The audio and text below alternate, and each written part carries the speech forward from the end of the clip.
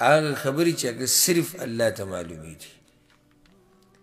بله دا چې د مکې مشرکانو به پیغمبر صلی الله علیه وسلم نه دا تپوس هم کوو په مخه وي قیامت به کله راځي او قیامت به کله راځي. هغو خو به استهزا کوله، ټوغه به یې کوله، وایي ته چې وایې چې دا قیامت او دا قیامت نو کله به راځي دا قیامت؟ الله وایي إن الله عنده علم الساعة، یقینا الله دا غسر علم د قیامت بل چا سره دا علم نشته تر دې چې پیغمبر صلی الله علیه وسلم سره نشته، جبریل سره نشته. دلیل پسې دی حدیث جبریل چې جبریل کله تپوس وکړو اخبرني عن الساعة، قیامت باره کې راته ووایه.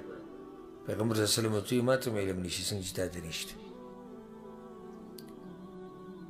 پنځه د غیبو خبرې د غیبو چابیانې صرف الله ته معلومې دي. یو پکې دا دی د قیامت علم دا صرف الله سره دی. وینزل الغیث، او راوری باران. باران به کله راوریږي؟ څو ورځو پورې به راوریږي؟ ډېر به راوریږي که لږ به راوریږي؟ ځمکې له به فایده ورکوي او که نه به ورکوي؟ انسانانو ته څاروو ځناورو ته به پکې فایده وي که نه عذاب به وي؟ دې ټولو علم د الله سره دی.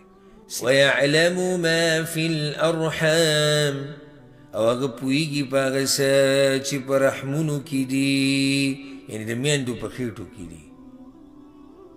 نو دا خبره موږ څو درسونو کې واضحه کړې او تفسیر په درسونو کې. که څوک دا وایي چې نه یاره نو دا ډاکټران چې معلوموي، نو جواب دا دی چې ډاکټر خو یاله معلوموي چې کله پکې ساه واچولی شي او شکل ورته ورکړی شي، نو بیا ډاکټر صاحب دومره معلوم کړي چې بیا هلک دی که جنۍ، هغې کې هم کله ګوره خطا شوي هم دي.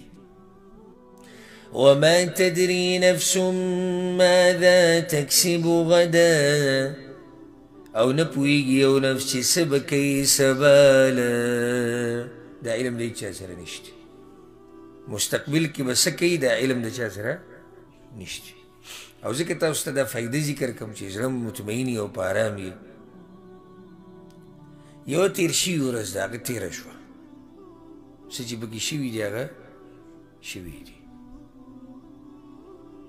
یو دا ورځ د کوم کې چې موږ یو را روانه د سبا پته نه لګي، نو دا کومه ورځ چې ده دا ښایسته تېره کړه.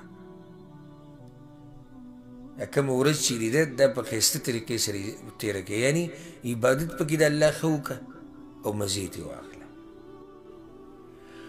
وما تدري نفس بأي أرض تموت، او نه پوهېږي هېڅ نفس چې به کومه ځمکه به مري. دا علم هم چا سره نشته.